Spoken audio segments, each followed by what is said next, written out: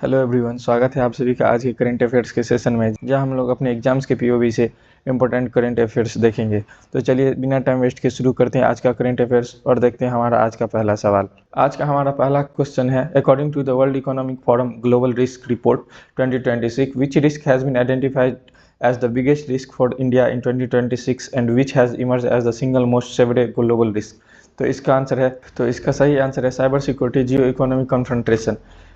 World economic forum जो कि अपनी एनुअल रिपोर्ट जारी किया उसमें उसने बताया है कि विश्व के लिए सबसे बड़ा जो थ्रेट होने वाला आने वाले समय में वो होने वाला है जियो इकोनॉमिक कॉन्फ्रंटेशन। मतलब कि जैसे सैंक्शंस लगाना, टैरिफ्स लगाना, अभी जैसे अमेरिका कर रहा है दूसरे देशों के साथ टैरिफ वार्स कर रहा है, या फिर जैसे उसने वेनेजुएला पे इन्वेड करके उसके प्रेसिडेंट को कैप्चर कर लिया। इस तरह का जो प्रॉब्लम्स है वो आने वाले समय में बहुत खतरनाक लेवल पे होगा। और भारत के लिए उसने बताया है साइबर सिक्योरिटी एक बहुत बड़ा रिस्क होने वाला है, क्योंकि भारत जिस तरह से डिजिटली आगे बढ़ रहा है, इंडिया के लिए एक आने वाले समय में बहुत बड़ा रिस्क होने वाला है। हमारा अगला क्वेश्चन है, भारत के रक्षा खरीद बोर्ड ने कितने अतिरिक्त राफेल लड़ाकू विमान की खरीद को मंजूरी दी है? तो इसका सही आंसर है 114।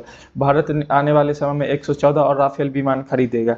तो राफेल्स के बारे में थोड़ा जानते हैं। तो राफेल फ्रांस का एक एयरक्राफ्ट है। इसको बनाने वाली कंपनी का नाम है डिसॉल्ट कंपनी। डिसॉल्ट कंपनी जो कि फ्रांस की है। इसकी स्पीड की बात करें तो ये 1.5 मैक है इसकी स्पीड, और यह एक डबल इंजन फाइटर जेट है। और हाल ही में इसको उड़ाने वाले पहली भारतीय महिला भी बनी है, जिनका नाम है शिवांगी सिंह। तो कभी अगर हमें पूछ लिया जाए कि फर्स्ट फीमेल पायलट कौन थी राफेल की, तो इसका आंसर है शिवांगी सिंह।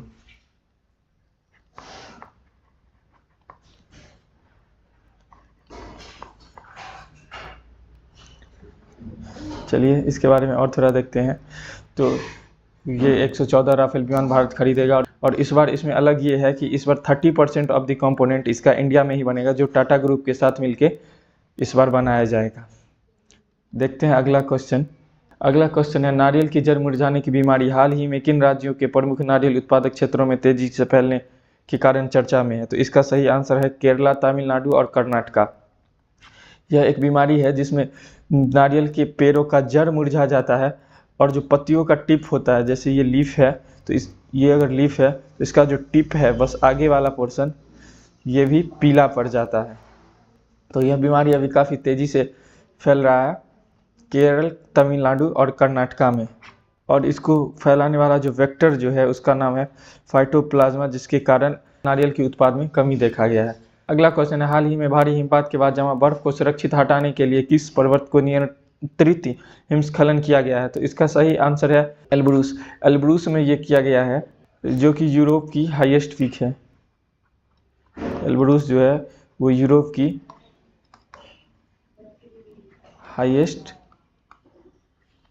पीक है। किलिमंजारो कहाँ होगा? तो ये होगा अफ्रीका में। तो सेफ टूरिज्म को प्रमोट करने के लिए ये किया गया है माउंट एल्ब्रूस पे। अगला क्वेश्चन है, तेलंगाना 28 जनवरी 2026 से शुरू होने वाली द्विवार्षिक समक्का सरला यात्रा की तैयारी किस स्थान पर कर रहा है? तो इसका आंसर है मेद्रम। मेद्रम में ये किया जाएगा। मेद्रम में ये किया जा रहा है, जो कि एशिया का लार्जेस्ट ट्राइबल फेस्टिवल है। लार्जेस्ट ट्राइबल फेस्टिवल है। तो सरक्का सरलम्मा यात्रा जो कि तेलंगाना के मेद्रम में मनाया जाएगा, यह एक बाइनेरियल ट्राइबल फेस्टिवल है, मतलब 2 वर्ष में एक बार होता है। इसमें गॉडेस समक्का और सरलम्मा की पूजा की जाती है, और इसमें प्रसादी के रूप में जैगरी दिया जाता है। जैगरी दिया जाता है, और यह एशिया का सबसे लार्जेस्ट ट्राइबल गैदरिंग भी है। हमारा अगला क्वेश्चन है, who has been appointed as the vigilance commissioner in the central vigilance commission? तो इसका आंसर है श्री परवीन वहिस्ता। इनको अपॉइंट किया जाएगा न्यू सीवीसी के रूप में। और इनका अपॉइंटमेंट कौन करता है? तो इसका अपॉइंटमेंट करता है प्रेसिडेंट के द्वारा ये किया जाता है, जो कि बिहार कैडर के 1991 बैच के IPS ऑफिसर हैं। तो परवीन जी को अपॉइंट किया जाएगा न्यू विजिलेंस कमिश्नर के रूप में। ये जो एक्ट आता है वो सेंट्रल विजिलेंस एक्ट 2003 में आया जाता है, और 16 जनवरी को इन्होंने अपना ओथ लिया है। इसकी बात करें ये काम क्या करता है, तो इनका काम जो होता है, इस कमीशन का काम होता है एंटी कंट्रोल, कंट्रोल करता है ये करप्शन कंट्रोल करने का काम, और उसके देख रेख की ये काम करता है। अगला क्वेश्चन है, भारत के लोकपाल का स्थापना किस तिथि को मनाया जाता है? तो इसका सही आंसर है 16 जनवरी। 16 जनवरी को ये मनाया जाता है। आपको याद होगा कुछ साल पहले 2014-15 के आसपास अन्ना हजारे जी के द्वारा एक मूवमेंट चलवाया गया था, एंटी करप्शन मूवमेंट, तभी जाके ये बिल आया था और एक्ट 2014 में ये एक्ट आया था, लोकपाल का एक्ट। तो स्टेट लेवल पे ये लोकायुक्त होता है और सेंटर लेवल पे लोकपाल होता है। इसको भी करप्शन कंट्रोल करने के लिए ही बनाया गया था। इसका काम भी एंटी करप्शन ही है, एंटी करप्शन चीज़ों को ही देखना है। तो हर एक साल 16 जनवरी को ये मनाया जाता है और यह संस्था ट्रांसपेरेंसी और अकाउंटेबिलिटी होल्ड करती है और एंटी करप्शन मैकेनिज्म को प्रमोट करती है। अगला क्वेश्चन है, भारतीय प्रतिभूति और विनिमय बोर्ड सेबी के वर्तमान अध्यक्ष कौन है? तो इसका आंसर है तुहिन कांता पांडे। और इसका अगर हेडक्वार्टर पूछ लिया जाए तो इसका हेडक्वार्टर है मुंबई में। इसका हेडक्वार्टर है मुंबई में। और इसका जो एक्ट आया था वो आया था 1983 में, तभी ये बनाया गया था, जो कि इंडस्ट्रीज और कंपनी सब का बारे में जितने भी काम होते हैं ये सब इसका देख रेख करना इस ऑर्गेनाइजेशन का काम है। तो तुहिन कांता पांडे इसके चेयरमैन हैं और ये आईपीओ से पहले पूंजी संरचना में पारदर्शिता पर जोर दिया है। तो आईपीओ क्या होता है? तो ये जो कंपनीज अपना शेयर ओपन कर देती हैं लोगों को खरीदने के लिए और फंडिंग जुटाने के लिए, ये उसी के बारे में कहा गया है, जिसमें इन्होंने कहा है कि इंडिया अभी आईपीओ में सबसे आगे है और लीड कर रहा है। हमारा अगला क्वेश्चन है, भारतीय मौसम विज्ञान विभाग आईएमडी ने अपना 151वां संस्थापना दिवस किस तिथि को मनाया? तो इसका आंसर है 15 जनवरी। इंडियन मेट्रोलॉजिकल डिपार्टमेंट जो है आईएमडी, इसका हर साल फाउंडेशन डे मनाया जाता है 15 जनवरी को। ये ministry of environment plus ministry of earth के अंदर आता है, जिसका मिनिस्ट्री अभी जितेंद्र सिंह जी के पास है। जितेंद्र सिंह जी के अंदर में है।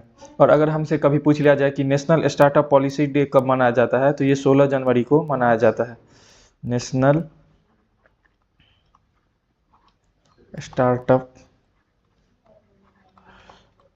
Policy day. ये भी हम याद रखेंगे कि ये 16 जनवरी को मनाया जाता है। तो यहाँ पे हमने यही देखा कि आईएमडी अपना 151वां फाउंडेशन डे सेलिब्रेट कर रहा है। यह दुनिया के सबसे पुराने मौसम विज्ञान संगठनों में से एक है। भारत की पहली मौसम विज्ञान इकाई 1793 में मद्रास से शुरू हुई थी। तो पहला बार ये मद्रास, जो कि अभी चेन्नई बन चुका है, वहाँ से शुरू हुआ था। अगला क्वेश्चन देखेंगे, भारत में 92 शतरंज ग्रैंड मास्टर कौन बने हैं? तो इसका सही आंसर है आर्यन वारसेनी। आर्यन वारसेनी बने हैं भारत के 92 चेस ग्रैंड मास्टर। और अगर 91 पूछा जाए तो ये है राहुल जी। और अगर 88 पूछा जाए तो ये हैं दिव्या देशमुख जी। इन्हें हम 88 वाला इसलिए याद रखे हैं क्योंकि ये अभी 2025 में फाइड का जो चेस वर्ल्ड चैंपियनशिप होता है वो भी ये जीती थी।